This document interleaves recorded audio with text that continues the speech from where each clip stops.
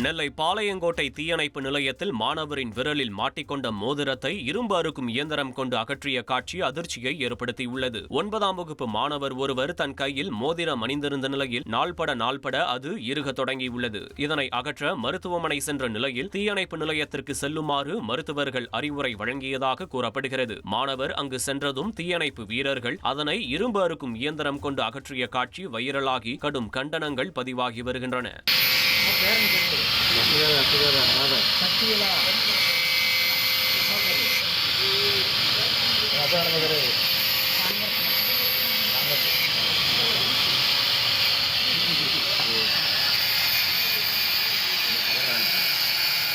பார்க்காத பக்கத்தில் வந்து வந்து பார்த்துட்டு